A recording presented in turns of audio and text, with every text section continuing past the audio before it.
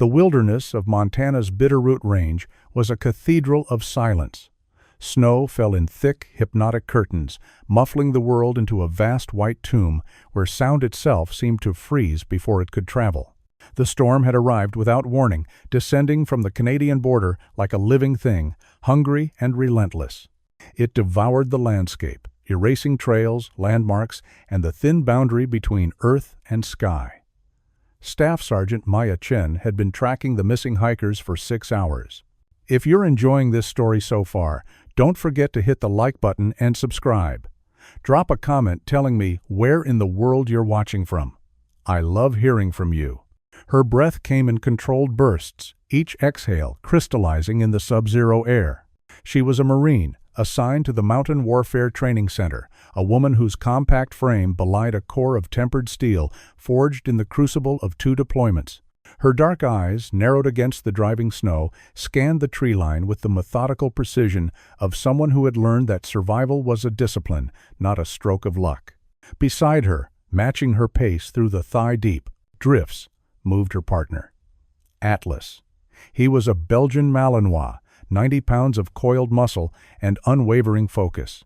His thick sable coat was dusted white, his amber eyes alert despite the punishing cold. He was not just her partner. He was her anchor, the one constant in a life that had been defined by loss and the long, painful work of rebuilding. Maya had grown up in the shadow of her father's uniform.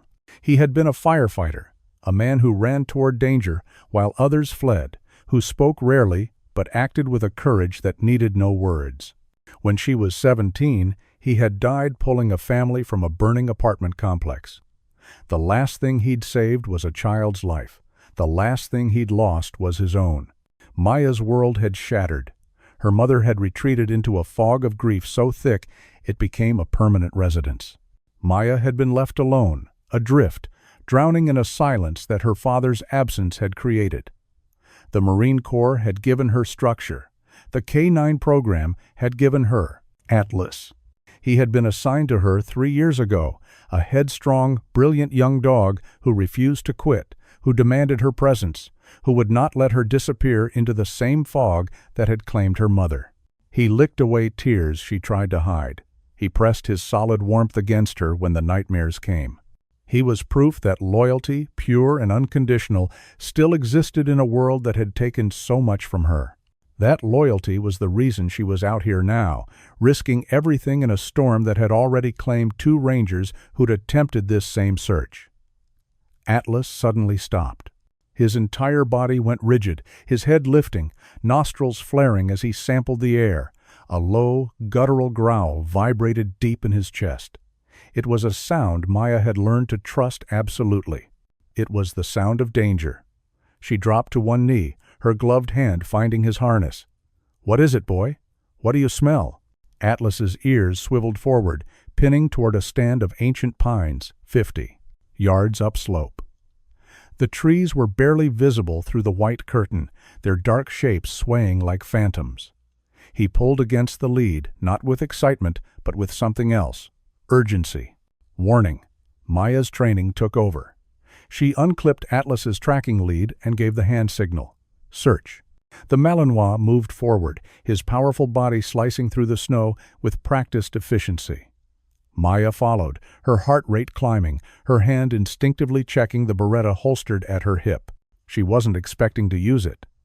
This was a search and rescue operation, not a combat patrol. But the way Atlas was moving, the tension in his body, told her something was very wrong. They crested a small rise, and the wind momentarily parted the curtain of snow.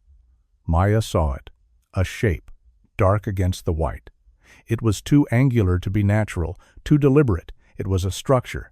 An old fire lookout tower, one of the dozens of decommissioned relics scattered throughout the wilderness, abandoned for decades. Atlas reached it first and began barking, not the excited bark of a dog who'd found the missing hikers. This was sharp, frantic, a sound of alarm that made Maya's blood run cold. She ran, her legs burning, her breath tearing at her throat. She reached the base of the tower and froze. The scene before her was a nightmare rendered in black, white, and blood. 2 bodies were tied to the rusted steel legs of the tower. They were bound with industrial zip ties, the thick kind used for securing cargo, their arms wrenched behind them in positions that spoke of deliberate cruelty.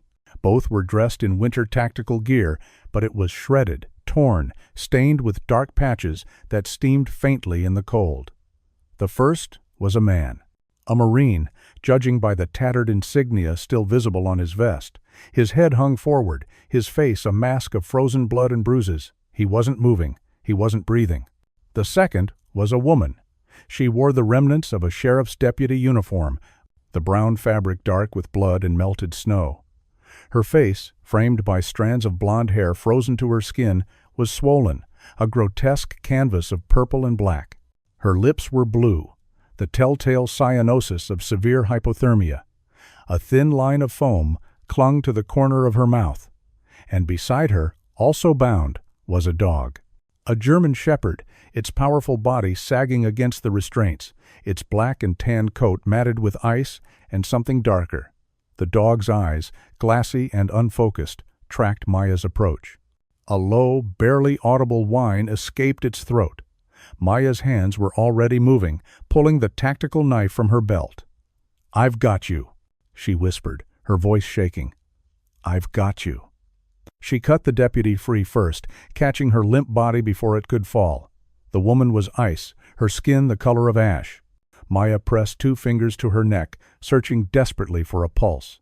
It was there, faint, thready, a butterfly's wing against her fingertips. "Atlas, guard, Maya," commanded, her voice sharp. The Malinois positioned himself between her and the tree line, his body coiled, his eyes scanning. Maya turned to the German shepherd. She sliced through the zip ties, binding the dog's collar to the steel. The animal collapsed into the snow with a weak yelp, its amber eyes never leaving the woman. This was not random. The restraints, the placement, the brutality of the assault. This was execution. Someone had brought them here to die, to be erased by the storm. Maya pulled her radio, her fingers numb despite the gloves. "Dispatch, this is Mountain Rescue 7. I have a 1033. Officer down. Repeat, officer down. I am at the old Bitterroot lookout. Coordinates to follow. I have 2 victims, 1 DOA, 1 female deputy. Critical condition. K9 also down. I need immediate air evac with ALS. Storm conditions severe. Window is closing. Acknowledge." The radio hissed with static, then a garbled response. "Copy. Rescue 7. Birds are grounded. Storm is Category 5. No flight possible. Ground transport is your only option. ETA 40 minutes. 40 minutes. Maya looked at the woman's blue lips, at the shallow rise and fall of her chest. She didn't have 40 minutes. She had minutes, maybe less. Maya acted. She ripped open her pack, pulling out the foil emergency blanket. She wrapped it tightly around the deputy, then did the only thing she could. She laid down in the snow beside her, pulling the woman's frozen body against her own, pressing her warmth, her life, into the dying woman's frame. She pulled Atlas close on one side, dragging the injured German shepherd to the deputy's other side. The 2 dogs, separated by breed and training, understood on some primal level what was needed. They pressed in, creating a cocoon of body heat in the heart of the storm. Maya held them all, her arms shaking, her body a living furnace against the cold. "Stay with me," she whispered to the deputy, to the dog, to the storm itself. "Help is coming. Just stay." The wind howled, a hungry wolf circling its prey. The world was nothing but white and cold, and the fragile thread of life beneath her hands. And then, cutting through the storm's fury, came a sound, faint at first, then growing. Not the rhythmic beat of helicopter rotors, something else. The low, powerful growl of an engine. The crunch of snow under heavy tires. A massive black truck, a modified Ford F-350 with snow chains and a reinforced plow, emerged from the white like a metal beast. It ground to a halt 20 yards away. The door opened and a figure stepped out. He was tall, broad-shouldered, moving with an economy of motion that spoke of years of training. He wore a simple black parka, jeans, and boots, but the way he carried himself, the way his eyes immediately assessed the scene, cataloging threats and priorities, marked him as something else entirely. He was a warrior. His name was Lieutenant Commander Jake Reeves, call sign Nomad, a Navy SEAL on leave, seeking the brutal honesty of the mountains to wash away the sand and blood of his last deployment. He was 34, his face weathered by sun and wind, his eyes a piercing gray that had seen too much and forgotten nothing. He had come to Montana to find silence. Instead, he had found a war. He saw the tower, the bodies, the woman on the ground. He saw Maya, her body wrapped around the deputy, and the two dogs pressed into the makeshift shelter. His jaw tightened. He recognized the signs immediately: hypothermia, trauma, poison. "You the one who called it in?" His voice was a low baritone, calm, cutting through the wind. Maya looked up, her face pale with cold and shock. "She's dying. They're both dying." Jake didn't waste words. He ran. He dropped to his knees beside Maya, his hands already moving, checking the deputy's vitals with the practiced efficiency of a combat medic. "How long has she been down?" "I found them maybe 10 minutes ago. She's got a pulse, but it's weak. There's foam on her lips. I think she's been poisoned." Jake's expression darkened. He lifted one of the deputy's eyelids. Pinpoint pupils, neurotoxin. He'd seen it before, in places the government pretended didn't exist. "We need to get her warm. Now." He ran back to his truck, returning with a heavy-duty sleeping bag and a portable heating unit. He and Maya worked in tandem, stripping the wet clothing from the deputy, layering her in dry thermal blankets, activating chemical heat packs, and pressing them against her core. Jake looked at the German shepherd. The dog was watching him with intelligent, pain-filled eyes. What's his story? He was tied up with her. Same restraints. He's been hit. I think he took shrapnel or a bullet. Jake gently examined the dog, his large hands surprisingly tender. The shepherd growled, but it was weak, more reflex than threat. "Easy, partner. I'm here to help." He found the wound, a deep laceration across the dog's shoulder. It was bad, but not immediately fatal. "He's a fighter." Maya watched him work, saw the way he moved, the way he spoke. This wasn't just a good Samaritan. This was someone who had lived in violence, who understood trauma and survival on a level most people never would. "Who are you?" she asked. Jake didn't look up. Someone who was in the wrong place at the right time. He lifted the deputy carefully, cradling her limp body against his chest. "We need to move. I've got a cabin 15 minutes from here. It's off-grid, but it's got heat and supplies. Ground transport isn't going to make it through this storm in time." Maya hesitated. Every instinct told her to wait for official rescue, but she looked at the deputy's blue lips, at the injured shepherd, at the storm that was only getting worse. She made her choice. "Atlas, come." Her Malinois fell in beside her. She carefully lifted the German shepherd, grunting under the weight. "Let's go." Jake carried the deputy to his truck, laying her gently in the back seat, surrounding her with heated blankets. Maya loaded both dogs into the cargo area, which Jake had lined with thick foam mats. He handed her a heavy wool blanket. "Cover them, keep them warm." He climbed into the driver's seat, and Maya took the passenger side. The truck roared to life, and Jake guided it through the storm with a skill that spoke of years navigating hostile terrain. The world outside was a white void, but he moved through it like he could see through the snow itself. "What's your name?" he asked, his eyes never leaving the barely visible road. "Staff Sergeant Maya Chen, Mountain Warfare Training Center." "Jake Reeves." "What are you doing out here, Jake?" "Trying to find some peace." He glanced in the rearview mirror at the deputy. "Looks like peace found me instead." The cabin appeared like a mirage, a solid structure of log and stone tucked into the lee of a granite cliff. Jake pulled the truck right up to the front door. He killed the engine and turned to Maya. "Get the door. Open. I'll bring her in." They moved with the choreographed efficiency of two people who understood crisis. Jake carried the deputy inside, laying her on a thick rug in front of a massive stone fireplace. Maya brought the dogs, setting them on blankets near the fire. Jake had already started the blaze, and the warmth began to fill the room. "I need to raise her core temperature," Jake said, pulling off his parka.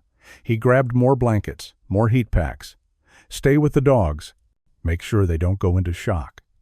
Maya knelt beside Atlas and the German Shepherd, her hands working automatically, checking pulses, cleaning wounds. She watched Jake work on the deputy, saw the focus in his eyes, the gentleness in his hands, despite their size and obvious strength. "She's hypothermic and poisoned," Jake said, his voice tight. "I can treat the hypothermia. The poison." He trailed off, his jaw clenching. "I need to know what it is." Maya pulled out her radio. "Dispatch, this is Mountain Rescue. 7. We've secured the victims. Requesting immediate tox analysis for suspected neurotoxin exposure. Symptoms are pinpoint pupils, respiratory depression, foam at the mouth. Over." The response was crackling, distant. "Copy. Rescue 7. Medical is consulting. Stand by." The minutes stretched. Jake worked, forcing warm fluids past the deputy's lips, monitoring her breathing, her heart rate. Maya tended to the dogs, cleaning the German Shepherd's wound, bandaging it with supplies from Jake's well-stocked first aid kit. The radio crackled to life. "Rescue 7. Medical advises likely VX derivative or similar organophosphate. Treatment is atropine if available. Repeat, atropine." Jake's face went white. "VX derivative." He stood, moving to a locked cabinet in the corner of the cabin. He pulled out a small black case, military issue. Inside were 3 auto-injectors, clearly labeled atropine. Maya stared. "Why do you have military-grade nerve agent antidote in your cabin?" Jake didn't answer. He just knelt beside the deputy, checking the dosage, and administered the injection with practiced precision. "Because I've seen what happens when you don't." The deputy's body jerked slightly as the drug entered her system. Her breathing, shallow and labored, began to deepen. Her eyelids fluttered. Jake sat back, his face carved from stone. "She's stabilizing, but she's not out of the woods." Maya looked at him, really looked at him. The scars on his hands, the way he moved, the atropine in his cabin. "You're not just on leave, are you?" Jake met her eyes. "No, I'm not." "Who did this to her?" "I don't know." His voice was cold, dangerous. "But I'm going to find out." The storm raged outside, but inside the cabin, in the warmth of the fire, life was clawing its way back from the edge. The deputy's color was returning, faint pink replacing the deathly blue. The German Shepherd, sedated and bandaged, was breathing steadily. Atlas lay beside him, a silent guardian. And Jake, Reeves, the seal who had come to the mountains seeking solitude, sat by the fire, his gray eyes reflecting the flames, and made a silent promise. Whoever had done this, whoever had left these people and these animals to die in the snow, would answer for it. The hunt had begun. For 3 days, the storm held the world hostage. The cabin became an island, a small pocket of warmth and life surrounded by a sea of white fury. Jake and Maya fell into an unspoken rhythm, 2 soldiers bound by a shared mission, keep the deputy and the dogs alive. The deputy's name was Sarah Holloway. They learned it from the dog tags around her neck, which also identified her K9 partner, Sergeant Odin, Belgian Malinois, County Sheriff K9 unit. But the dog wasn't a Malinois. He was a German Shepherd. That discrepancy gnawed at Maya, a puzzle piece that didn't fit. Sarah drifted in and out of consciousness, her body fighting the twin demons of hypothermia and poison. When she was awake, she was incoherent, mumbling fragments that made no sense. A name, Marcus, a place, the compound, and a phrase she repeated like a prayer. "He's coming back. He always comes back." Jake stayed close, monitoring her vitals, forcing fluids and nutrients into her system. He didn't sleep.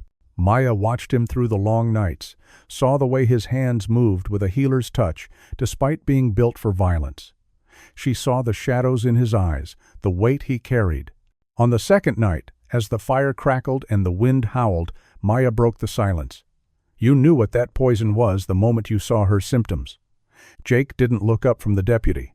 "I've seen it before." "Where?" He was quiet for a long time. Then finally he spoke. "Syria. A black site." There was a chemist, a man who'd worked for the regime, developing weapons they could use on their own people. We extracted him, but not before he'd contaminated half his lab. 3 of my team were exposed. His voice was flat, emotionless, the way people spoke about trauma they'd buried deep. We had atropine. We saved 2, Maya understood. And the 3rd? He didn't make it. Jake's jaw tightened. His name was Carter. He had a wife, 2 kids. He died because we were 30 seconds too slow. The silence stretched. Maya saw the guilt Jake carried, the weight of that 30 seconds. She understood it. She carried her own weight, her father running into that fire, her mother disappearing into grief. Atlas, the only thing that had pulled her back. "I'm sorry," she said quietly. Jake just nodded. "So am I." On the 3rd day the storm broke.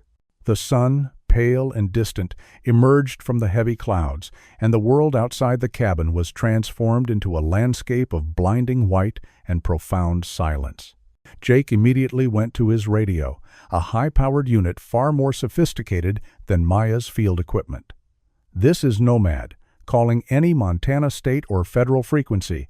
We have a critical rescue situation. Deputy down, K9 down, suspect foul play. Requesting immediate law enforcement and medical response. Over." The response came within minutes. "Nomad, this is Sheriff Tom Madsen, Ravalli County. We've been looking for Deputy Holloway for 4 days. What's your location?" Jake gave the coordinates. The sheriff's voice crackled back, filled with relief and urgency. "Copy. We're scrambling a chopper and ground units. ETA 30 minutes. Nomad, who the hell are you?" Jake glanced at Maya, then back at the radio. "Just a concerned citizen, Sheriff." He ended the transmission. Maya raised an eyebrow. "Concerned citizen? It's less complicated than the truth." The sound of helicopter rotors cut through the morning air exactly 28 minutes later. A medical chopper landed in the clearing near the cabin, its downdraft sending plumes of snow into the air. Paramedics rushed in, taking over Sarah's care with professional efficiency. Jake briefed them quickly, clinically, detailing the poison, the treatment, the timeline. A second chopper arrived, this one carrying Sheriff Tom Madsen. He was a man in his late 50s, barrel-chested, with a weathered face and eyes that had seen too much. He stepped out of the aircraft and walked straight to Jake and Maya, his expression a mixture of gratitude and deep suspicion. "You're the one who called it in?" Madsen's voice was a gravelly rumble. "I am," Jake said. "You administered atropine?" "I did." Madsen's eyes narrowed. "That's military-grade antidote. Where'd you get it? Does it matter?" "She's alive." The sheriff studied Jake for a long moment, then turned to Maya. "And you're from the Mountain Warfare Center?" "Staff Sergeant Maya Chen, sir. I was on a search and rescue op when I found them." Madsen nodded slowly. "Sarah Holloway is one of my best deputies. She and Deputy Marcus Lang were investigating a series of missing persons cases in the backcountry. They went dark 4 days ago." His face darkened. "Lang was the Marine. You found him?" "He was DOA," Maya said quietly. "I'm sorry." The sheriff's jaw clenched. He looked back at Jake. "You have any idea who did this?" "Not yet," Jake said. "But the poison, the way they were restrained, the location, this wasn't random. Someone wanted them dead, and they wanted them to suffer first." Madsen pulled a small notebook from his pocket. "Sarah and Marcus were looking into a survivalist compound about 30 miles north of here. Place called Haven's Gate. It's run by a man named Victor Crane. He's ex-military, special forces, got discharged under murky circumstances about 10 years ago. He's been running Haven's Gate ever since, preaching off-grid living and self-sufficiency. On paper, it's all legal. But we've had reports of suspicious activity, people going in and not coming out." Jake's expression hardened. "You think Crane did this?" "I think Sarah and Marcus got too close to something Crane didn't want found." Madsen closed his notebook. "But I've got no proof, no warrant, and no jurisdiction to go busting into a private compound without cause." "You've got cause now," Maya said, her voice cold. "He tried to kill a cop and a Marine." "If it was him," Madsen countered. "And even if it was, Crane's smart. he'll have covered his tracks. By the time we get a warrant and assemble a response team, any evidence will be gone." Jake turned, walking back toward the cabin. Maya and the sheriff followed. Inside, Jake knelt beside Odin, the German shepherd, who was awake, his amber eyes tracking Jake's movements. "This dog," Jake said, scratching behind the shepherd's ears. "His tags say he's a Malinois, but he's not." "Maybe it's a clerical error," Madsen said. "Or maybe he's not Sarah Holloway's dog." Jake looked up at the sheriff. "Where did Sarah get her K9 partner?" Madsen frowned, thinking. "She was assigned Odin about 6 months ago. The county got him through a federal rehoming program. Dogs that washed out of military or federal programs given a second chance in local law enforcement." "What was his history?" "I don't know. The paperwork was sparse. Just said he was from a defunct federal program." Madsen's eyes sharpened. "You think this dog is the key?" "I think someone wanted him dead as badly as they wanted Sarah dead." Jake stood. "I need to make a call." He pulled out a satellite phone, the kind that didn't rely on cell towers or conventional networks. He walked outside, his back to them, and dialed a number from memory. The voice that answered was raspy, crackling with age and cigarettes. "Nomad, you're supposed to be on leave." "Oracle, I need a ghost story." "A federal K9 program, defunct, probably within the last decade.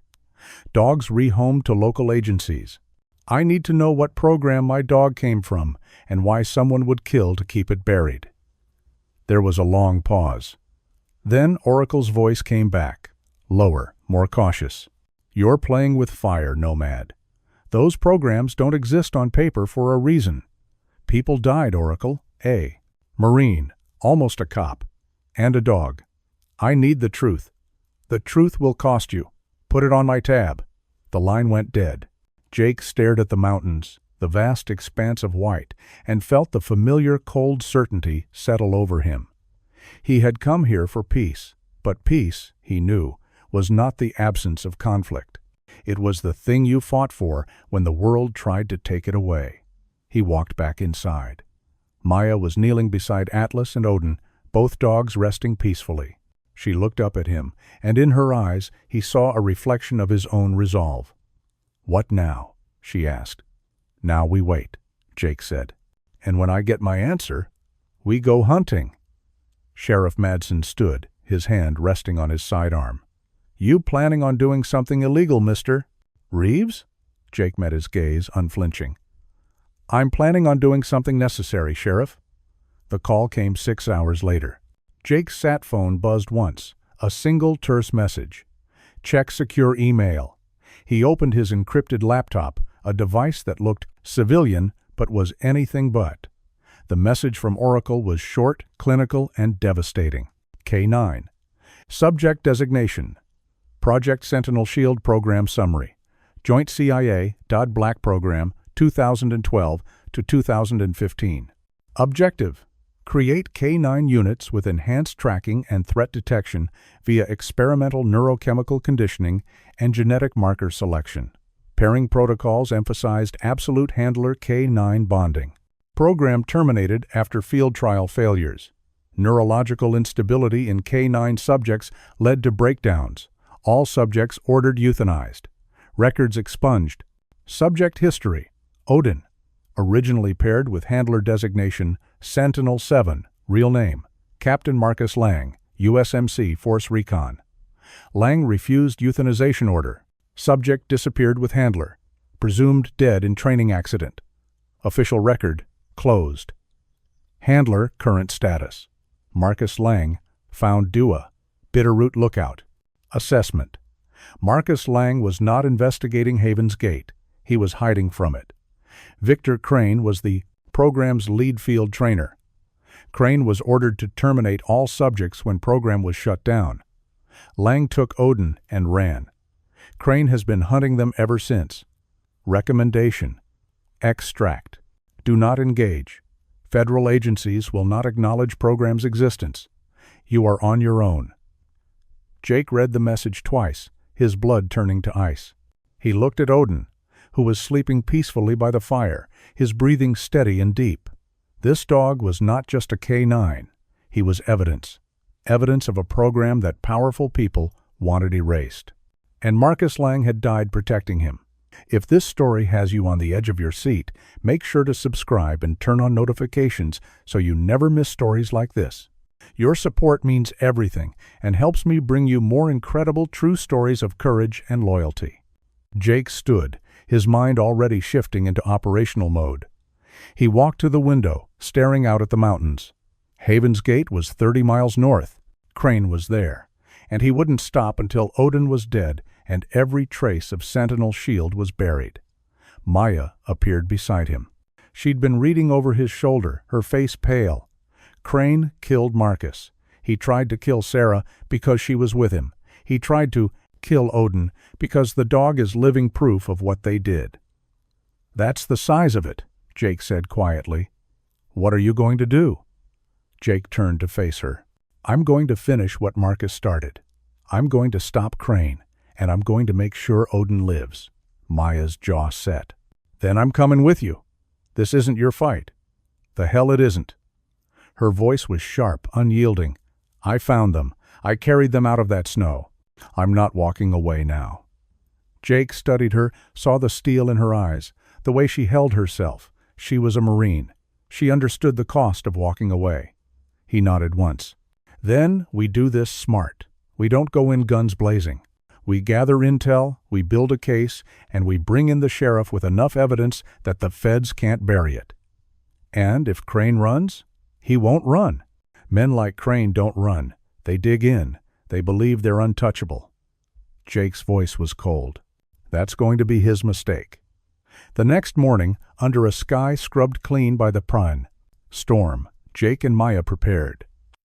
Sheriff Madsen had reluctantly agreed to give them 48 hours before he escalated to federal authorities. He knew, as they all did, that once the feds got involved, the truth would be buried deeper than any snow. They left Odin and Atlas in the care of a local veterinarian, a woman Madsen trusted completely. Sarah Holloway was stable, transported to a secure medical facility in Missoula. She was under armed guard, and Madsen had quietly spread the word that any attempt on her life would be met with lethal force. Jake and Maya drove north in Jake's truck, the landscape around them a study in brutal beauty. They were silent, each lost in their own thoughts. Maya broke the silence first. "Why are you doing this?" she asked. "You're on leave. You could walk away. No one would blame you." Jake didn't take his eyes off the road. "I made a promise once. To someone I loved. I told her I'd protect her. I failed." He paused, his hands tightening on the wheel. "Marcus Lang made the same promise to Odin. He kept it, even when it cost him everything. I won't let that be for nothing." Maya understood.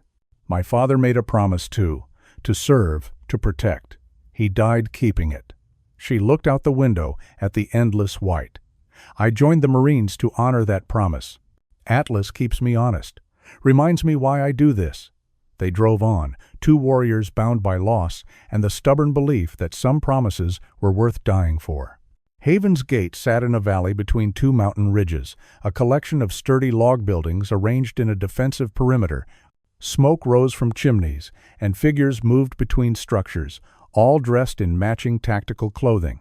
It looked less like a survivalist commune and more like a private military compound. Jake and Maya observed from a ridge a mile away, using high-powered optics. Jake counted at least 20 people, all men, all moving with the discipline of trained fighters. Armed patrols walked the perimeter at regular intervals. This was not a group of off-grid enthusiasts. This was a militia. "He's recruiting," Jake said, his voice tight. "Crane's building something." Maya scanned the compound, her focus sharp. "I count 6 heavy weapons positions, hardened structures. This place could hold off a siege." "That's the point." Jake lowered his binoculars. "Crane knows what he did. He knows the dogs from Sentinel's shield are out there. He's been hunting them, eliminating the evidence. Marcus was the last loose end. With him and Odin dead, the program stays buried. So what's our play?" Jake was silent, thinking.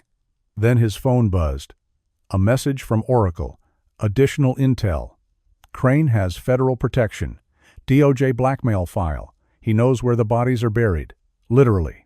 Move carefully. Jake showed Maya the message. She swore under her breath. He's untouchable. No one's untouchable. Jake's voice was cold, final. We just need to change the game. They spent the next day gathering evidence. Jake, using skills honed in a dozen covert operations, infiltrated the outer perimeter of Haven's Gate at night. He planted miniature surveillance devices, recording conversations, documenting faces. He accessed Crane's office through a poorly secured window and photographed files, hard drives, and a wall covered in photos. Photos of dogs. German Shepherds, Malinois, Labradors. Each photo had a red X drawn through it. Each X represented a kill. Marcus Lang's photo was there, Odin's photo was there, and so were 6 others, all marked with recent dates. Jake photographed everything, then disappeared back into the night like smoke. The next day, back at the cabin, Jake and Maya compiled the evidence. Surveillance footage of Crane ordering his men to finish the loose ends, files detailing Sentinel Shield, kill orders, GPS coordinates of burial sites. It was damning, it was complete, and it was enough. Jake called Sheriff Madsen. I'm sending you a file, you're going to want to sit down for this. An hour later, Madsen called back, his voice shaking with barely controlled rage. This is enough for a federal warrant. This is enough to bring down everyone involved. Then do it, Jake said, and do it fast, because Crane knows we're out here. He's going to move soon. But Crane moved first. The attack came at dawn. Jake was outside, splitting firewood, when Atlas, who'd been released back to Maya, began barking. Not the excited bark of play. The frantic, warning bark of a dog who sensed danger. Jake dropped the axe and ran. He burst into the cabin just as the first bullet shattered the window, missing Maya's head by inches. She dropped to the floor, rolling, pulling her sidearm. "We've got company," Jake yelled, grabbing his rifle from the wall. He moved to the window, scanning the tree line. He saw them. 4 men, moving with tactical precision, advancing on the cabin. They were dressed in black, faces covered, carrying military-grade weapons. Crane had sent a kill team. Jake didn't hesitate. He opened fire, precise controlled bursts that forced the attackers into cover. Maya was beside him, her M9 barking, her aim deadly. Atlas and Odin, sensing the threat, positioned themselves at the door, growling, ready to defend. "They're trying to flank us," Maya yelled, seeing movement on the cabin's west side. Jake grabbed a flashbang from his kit, pulled the pin, and tossed it through the shattered window. The explosion was deafening. The attackers scattered, momentarily disoriented. "We need to move," Jake shouted. "They'll burn us out if we stay here." He grabbed a go-bag, already packed with essentials. Maya grabbed the dog's leads. They burst out the back door, sprinting for the tree line. Bullets chewed up the snow around them, but they kept moving, kept running. They reached the trees just as the cabin behind them erupted in flames. Crane's men had torched it, destroying the evidence inside. But they'd made a mistake. They'd let Jake and Maya escape. And now, in the wilderness Jake knew better than his own home, the hunters had become the hunted. For 2 days, Jake and Maya played a deadly game of cat and mouse. Crane's men, 4 well-trained killers, pursued them through the mountains. But they were chasing a Navy SEAL and a Marine, 2 warriors who knew how to survive, how to fight, and how to kill. Jake set traps, simple but devastatingly effective. Tripwires that sent one attacker tumbling down a ravine, a deadfall that crushed another beneath a pile of logs. The numbers dwindled. The pursuers became desperate. On the second night, Maya and Jake made their stand in a narrow canyon, a natural choke point. The last 2 attackers came at them in the darkness, thinking they had the advantage. They were wrong. Atlas and Odin, working in perfect tandem, hit them from the flanks. The dogs, trained for combat, moved with lethal efficiency. One attacker went down screaming, Odin's jaws locked on his arm. The other turned to run, but Jake was there, emerging from the shadows like a specter. He didn't kill him. He disarmed him, zip-tied him, and left him for the sheriff. When the sun rose, Jake and Maya stood in the canyon, battered, exhausted, but alive. Atlas and Odin sat beside them, tongues lolling, tails wagging. They'd done their job. Sheriff Madsen arrived with a federal task force 2 hours later. The evidence Jake had gathered, combined with the captured attacker's testimony, was enough. Haven's Gate was raided. Victor Crane was arrested. The bodies of 6 dogs and their handlers were recovered from shallow graves on the compound. The program's Sentinel Shield was officially acknowledged, and those responsible faced justice. It wasn't perfect. Some escaped, some deals were made, but the truth finally was out. 3 months later, the sun was shining over a small ranch in Montana. It was a modest place, owned by a retired Marine who decided that the mountains were where she belonged. Maya Chen stood on the porch, watching Atlas and Odin chase each other through the snow. They were brothers now, bound by survival and love. Beside her, Jake Reeves leaned against the railing, a coffee mug in his hand. He'd extended his leave indefinitely. The Navy understood. Some promises were worth keeping. Sarah Holloway, fully recovered, walked up the path, her smile bright and genuine. She'd left the sheriff's department, unable to reconcile what had been done to Marcus. She worked at the ranch now, training rescue dogs, giving them the second chances they deserved. "They're happy," Sarah said, watching the dogs play. "They earned it," Maya replied. Jake said nothing. He just watched, his gray eyes soft, and thought about Marcus Lang, a man he'd never met but understood completely. Marcus had given everything to protect Odin. In the end, that promise had been kept. And as the sun set over the mountains, painting the snow in shades of gold and pink, Jake felt something he hadn't felt in years. Peace. Not the absence of conflict, but the quiet that came after the storm, the knowledge that he'd stood between innocence and evil and had not looked away. He'd kept his promise. They all had. The peace lasted exactly 3 weeks.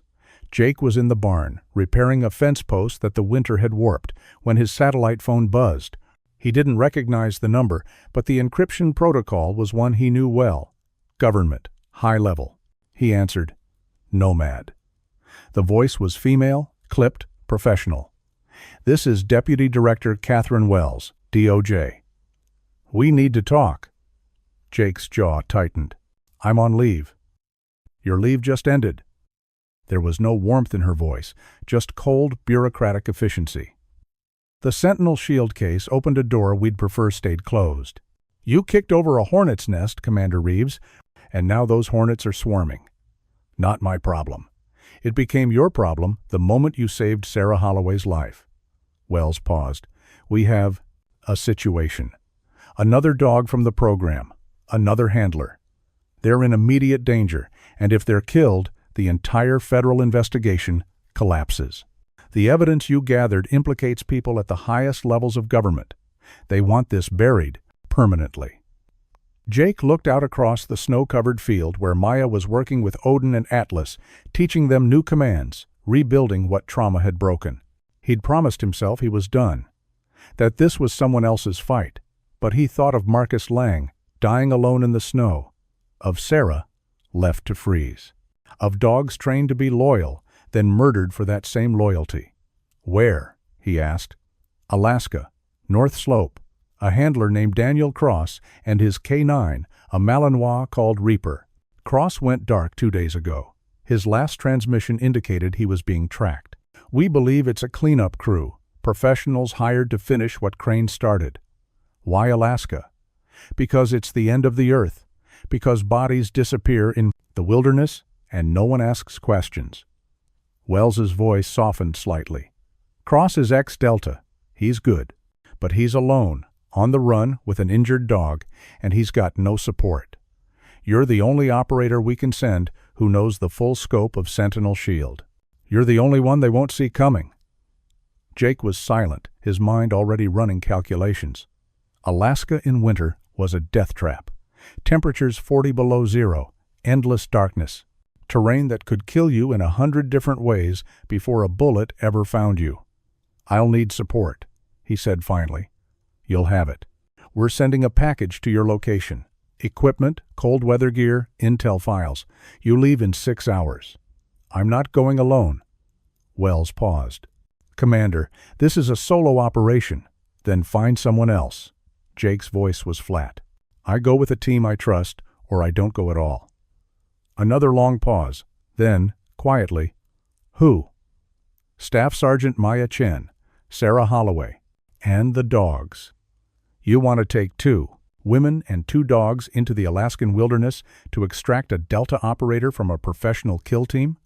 Wells's voice was incredulous. "Yes. You're insane." "Probably. But those women have more combat experience than half your federal agents, and those dogs saved my life. They're my team. Take it or leave it." Wells was silent for a long moment. Then, surprisingly, she laughed. It was a short, dry sound. "Crane said you were stubborn. Fine. You have your team.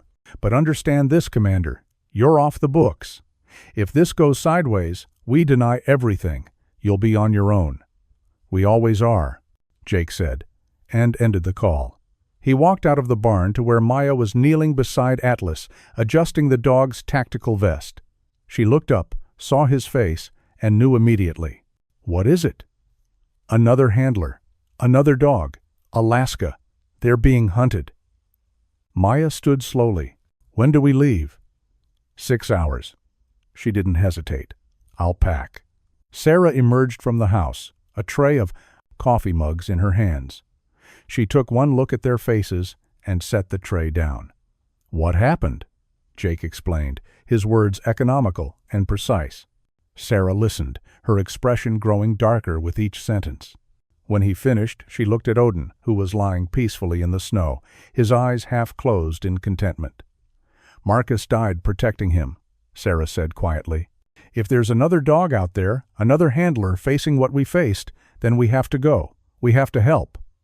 "You're not law enforcement anymore," Jake pointed out. "You don't owe anyone anything." "I owe Marcus. I owe Odin." Sarah's voice was steady, her eyes clear.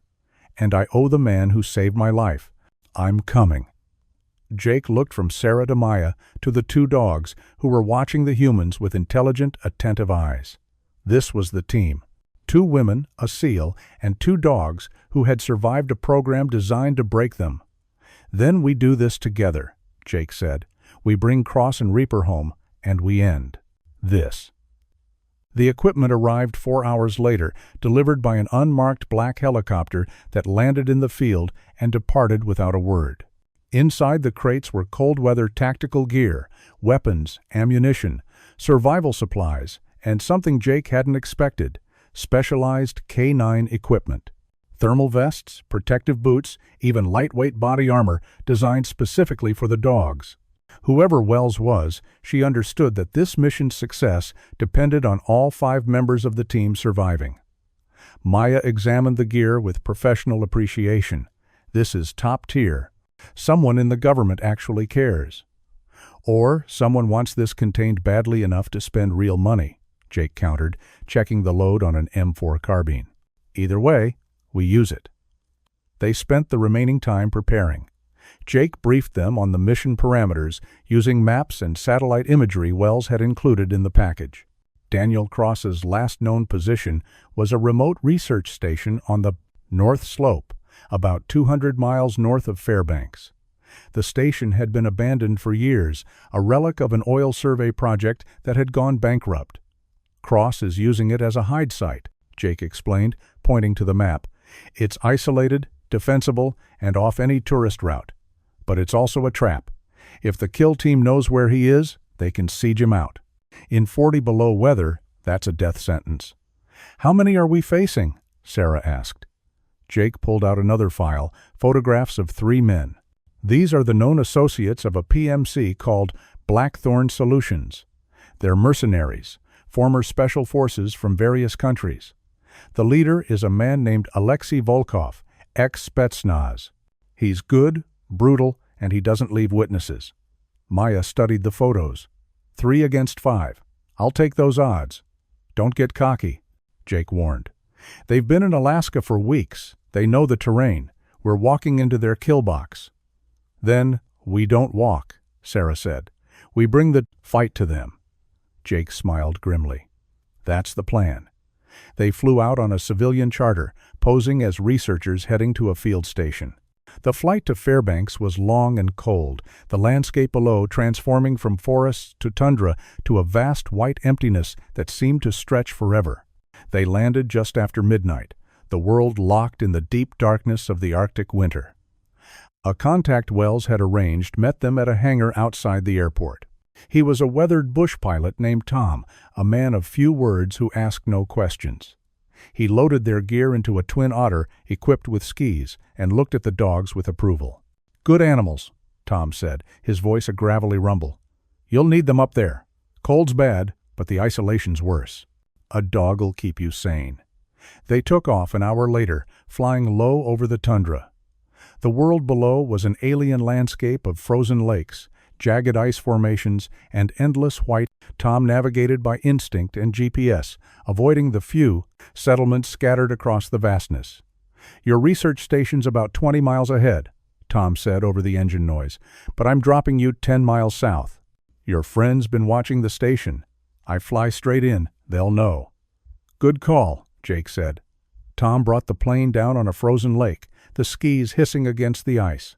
They unloaded quickly, the cold hitting them like a physical blow. 42 degrees below zero. The kind of cold that burned exposed skin in minutes, that turned breath to ice crystals before it left your mouth. Atlas and Odin, outfitted in their thermal vests and protective boots, seemed unbothered. They were working dogs, bred for hardship. This was just another mission. Tom took off immediately, the plane disappearing into the darkness. The sound of the engine faded, leaving them in a silence so complete it felt like the world had ended. "All right," Jake said, his breath fogging in the beam of his headlamp. "We move fast, stay together, and keep the dogs close. This terrain will kill you faster than any bullet." They moved through the night, a tight formation across the frozen landscape. Jake took point, using night vision to navigate. Maya followed with Atlas, the Malinois ranging slightly ahead, his nose and instincts far better than any technology. Sarah brought up the rear with Odin, the shepherd keeping watch on their back trail. They covered the 10 miles in 4 hours, a brutal march that tested every ounce of their endurance. When they finally saw the research station, a dark cluster of buildings against the white, Jake called a halt. They set up an observation post in a depression 1/2 mile from the station. Jake used thermal optics to scan the buildings. He saw one heat signature inside the main structure, Cross. But he also saw 3 signatures outside, positioned in a perimeter around the station. "They're waiting for him to run," Jake said quietly. "Classic containment. They know he can't stay in that building forever. Eventually, hunger or cold will drive him out." "So we break the containment," Maya said. "We do better than that," Jake replied. "We turn the hunters into the hunted." He laid out the plan. It was simple, brutal, and relied on the one advantage they had: surprise. The kill team didn't know they were here. They were focused entirely on Cross, expecting him to be alone, desperate, easy prey. They were wrong. Jake and Maya would approach from the east, using the darkness and the terrain to get close. Sarah would take a position to the west with Odin, creating a crossfire. Atlas would go with Jake, using his nose to locate the enemy positions precisely. And then, at Jake's signal, they would strike. They moved into position like ghosts. Jake and Maya, crawling through the snow, were invisible against the white. Atlas moved beside Jake, his black form nearly invisible in the darkness. The dog suddenly froze, his nose pointing toward a snow berm 30 yards ahead. Jake looked through his thermal optic. There, a man, well hidden, lying prone with a rifle, one of Volkov's team. Jake hand-signaled Maya. She nodded, shifting position to flank. Jake waited, his breath controlled, his finger resting lightly on the trigger. He heard it before he saw it. A faint sound, a boot crunching on ice. The second mercenary, moving to adjust his position. Atlas heard it too. The dog's ears swiveled, locking onto the sound. He looked at Jake, waiting for the command. Jake gave it. Quiet. Track. Atlas moved, low and silent, disappearing into the darkness. Jake followed, trusting the dog completely. They found the second mercenary behind an ice ridge, his attention fixed on the station. He never saw them coming. Jake moved with lethal efficiency. He closed the distance in 3 silent strides, his hand clamping over the man's mouth, his knife finding the soft tissue between the ribs. The mercenary struggled for a moment, then went limp. 1 down. Jake keyed his. Radio. A low double click. The signal. Sarah and Maya moved simultaneously. Sarah, from her position, had eyes on the third mercenary. She didn't hesitate.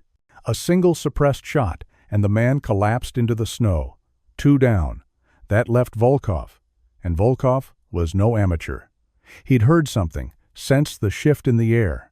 He abandoned his position, sprinting toward the station's main building.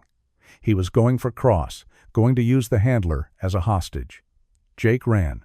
He burst from cover, closing the distance with explosive speed. Volkov reached the door first, kicking it open, his weapon up. Inside, Daniel Cross was waiting. He was a big man, broad-shouldered, with a scarred face and eyes that had seen too much. And beside him, teeth-bared, was Reaper. The Malinois was wounded, his left front leg wrapped in a crude bandage, but he was still a fighter. Volkov raised his rifle. Cross dove. Reaper launched. The dog hit Volkov with the force of a freight train, 75 pounds of confront, muscle and fury. Volkov screamed, his rifle clattering away. He tried to throw the dog off, but Reaper's jaws locked on his arm, and he wasn't letting go. Jake entered the building, his weapon trained on Volkov. Reaper, release. The dog didn't respond. He didn't know Jake's voice, but Cross did. Reaper, aus, Cross commanded, the German word for release. The dog immediately let go, stepping back, his eyes never leaving the mercenary. Jake zip-tied Volkov, his movements swift and efficient. He looked at Cross.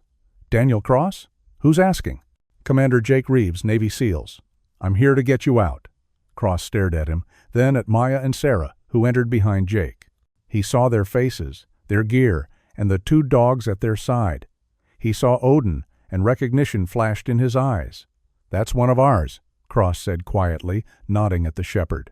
Sentinel Shield. His name's Odin, Sarah said.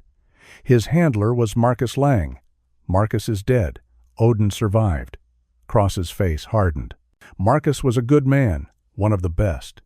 So are you, Jake said. That's why we're here. To make sure you and Reaper live long enough to tell the truth about what was done to you. Cross looked at Reaper, the dog who had stayed by his side through years of running, of hiding, of fighting. He reached down, scratching behind the Malinois' ears.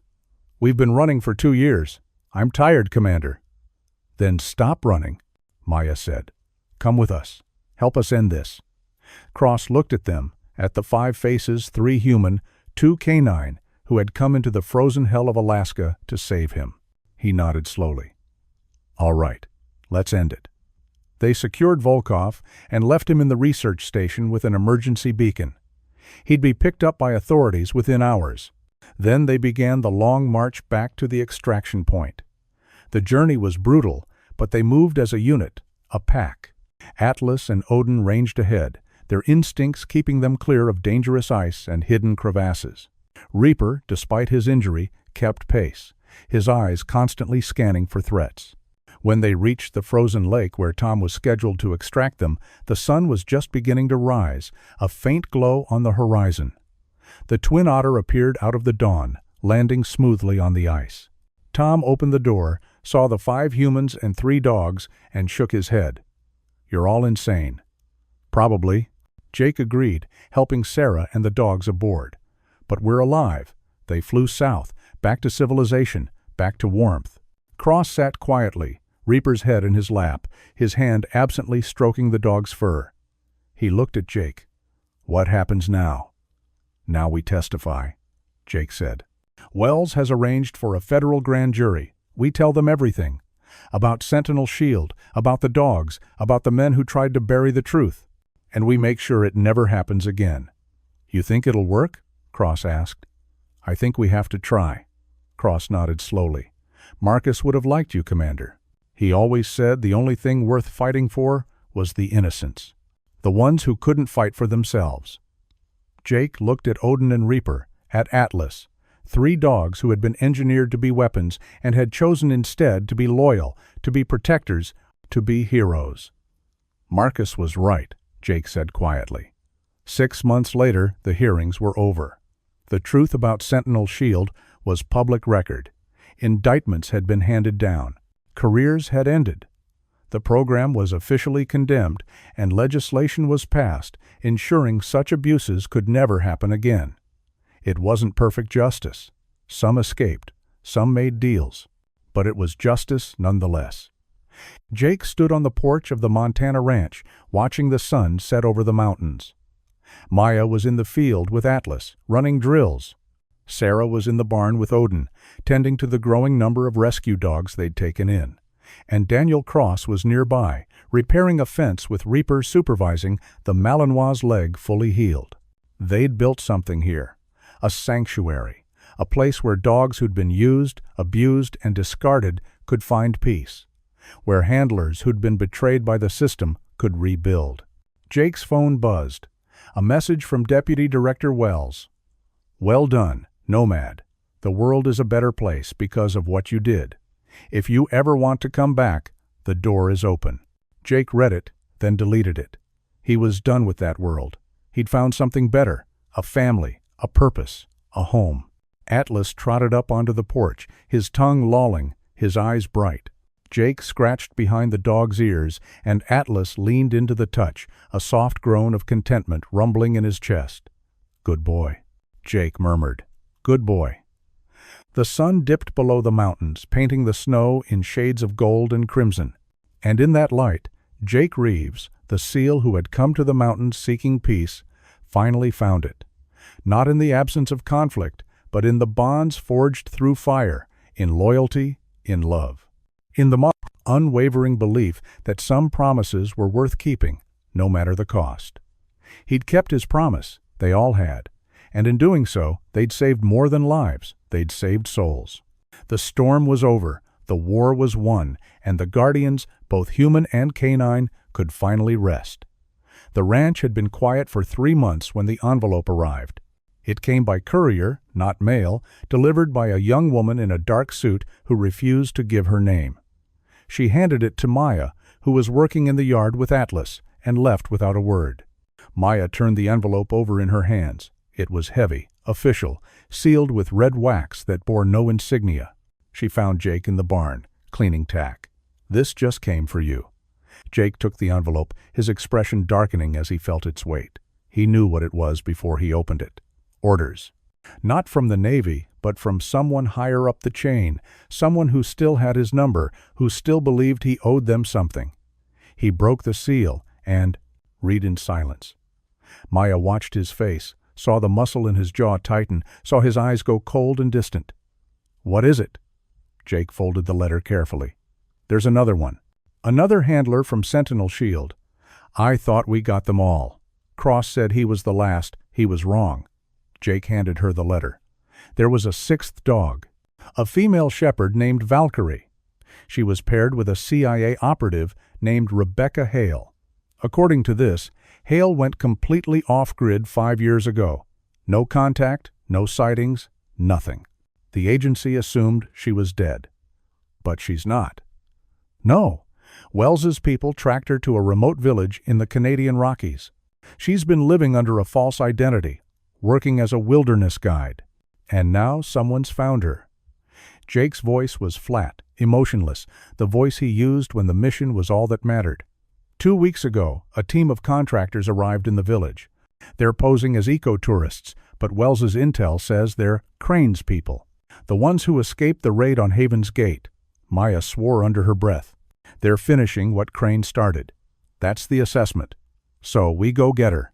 Jake shook his head. Wells wants this handled quietly. No federal presence, no official involvement. Just us. Us, Maya repeated. You mean you? I mean all of us. Jake looked past her to where Sarah was working with Odin and Reaper, the 3 of them moving through a training exercise with practiced precision. Hale won't trust anyone official. She's been hiding for 5 years because she knows the moment she surfaces, she's dead. But if we go, If we bring the dogs, show her we're survivors just like her, maybe she'll listen." Maya studied his face. "You don't want to do this." "No, I don't." Jake's voice was quiet, honest. "I want to stay here.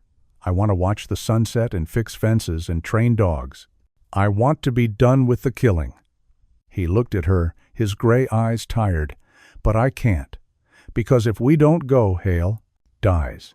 Valkyrie dies. And everything we fought for, everything Marcus and Cross sacrificed, it's for nothing." Maya was silent for a long moment. Then she nodded. "When do we leave?" "Tomorrow." That evening, they gathered in the ranch house around the fireplace. Jake laid out the mission parameters on the table maps, photographs, intelligence reports. Sarah and Cross listened in silence, their faces grave. "This is voluntary," Jake said when he finished. "No one has to go. We've all done enough. We've all earned our peace." Cross looked at Reaper, who was lying by the fire, his dark eyes watching the flames. "I've been running for 2 years, hiding, looking over my shoulder. If there's someone else out there, someone still being hunted, I can't just sit here." He met Jake's gaze. "I'm in." Sarah reached down, her hand finding Odin's head. The shepherd looked up at her, his amber eyes calm, trusting. "Marcus died protecting him. I almost died. If we don't go, it happens again. It keeps happening." Her voice was steady. "I'm in." Maya didn't need to speak. Her answer was in her eyes, in the way Atlas sat pressed against her leg, a solid presence that anchored her. They were a team. They went together. Jake nodded slowly. "Then we leave at first light." The village of Timber Creek sat in a valley so remote it didn't appear on most maps. It was a collection of log buildings clustered around a frozen lake, home to maybe 40 people who valued isolation more than comfort. They arrived in 2 trucks, posing as wilderness photographers looking to capture the northern lights. The locals were polite but distant, the kind of people who didn't ask questions and didn't appreciate strangers who did.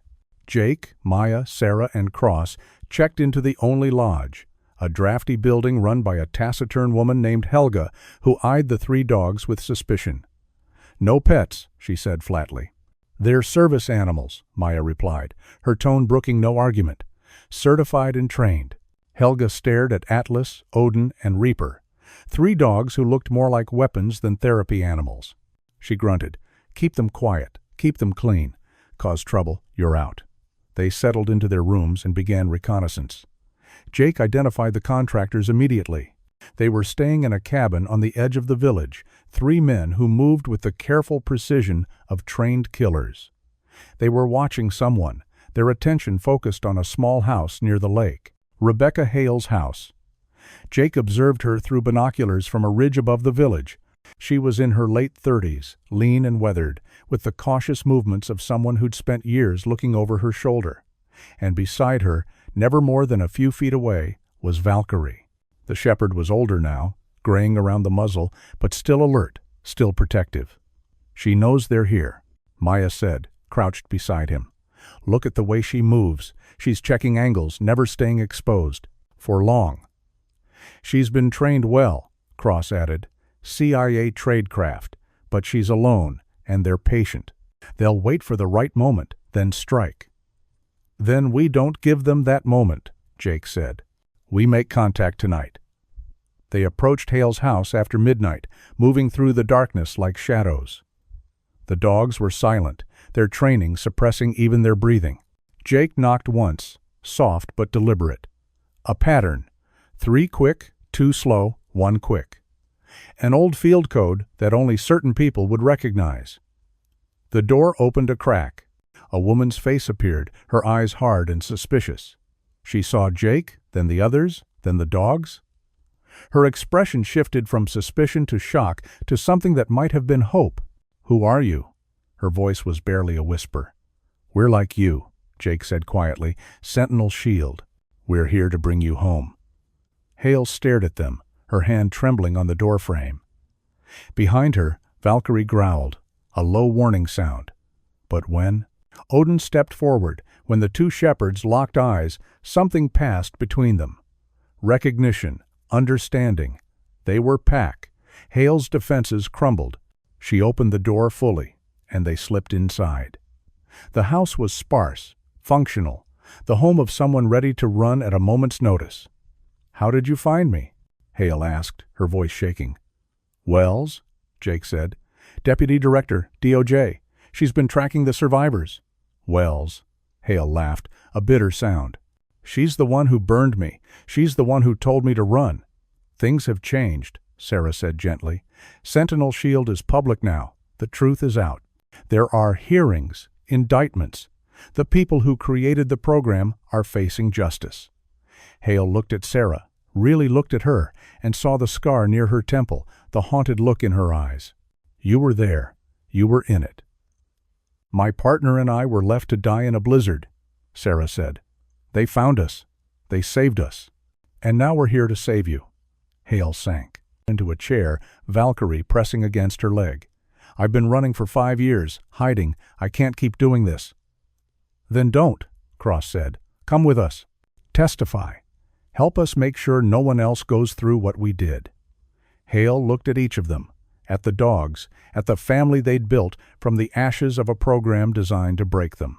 She looked at Valkyrie, whose gray muzzle rested on her knee, whose eyes held nothing but loyalty and love. "All right," she whispered. "Let's end this." They moved fast. Jake knew the contractors would strike within hours, that their patience was wearing thin. They packed what little Hale needed, prepped the trucks, and prepared to move at dawn. But dawn never came. The attack began at 4 a.m., a professional assault designed to be quick and brutal. The contractors hit the house with flashbangs and automatic fire, intending to kill everyone inside in the first 30 seconds. They found the house empty. Jake had anticipated the strike. They'd moved Hale and Valkyrie to the lodge 2 hours earlier, using the darkness as cover. The contractors' mistake was assuming their prey would be predictable. Jake and Cross waited in the shadows outside Hale's house.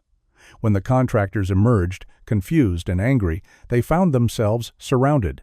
Not by federal agents or local police, but by 2 of the most dangerous men on the planet, backed by 3 dogs who'd been trained to kill. The fight was short, brutal, and decisive. The contractors never stood a chance. When the sun rose over Timber Creek, 3 bodies lay in the snow, and Jake was on the satellite phone with Wells.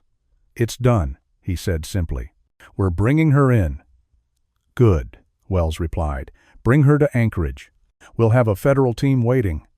Jake looked at Hale, who was standing with Valkyrie, watching the sunrise. She looked fragile, broken, but there was steel underneath. She was a survivor. "We'll be there," Jake said, and ended the call. They drove south. 5 humans and 4 dogs, a family forged in fire and bound by the unbreakable promise that no one would be left behind. The storm was finally, truly over, and the promise was kept. Thank you so much for watching until the end. If this story touched your heart, please share it with someone who needs to be reminded that heroes still exist. Don't forget to subscribe if you haven't already, and let us know in the comments, what was your favorite moment? We read every comment. God bless, and see you in the next story.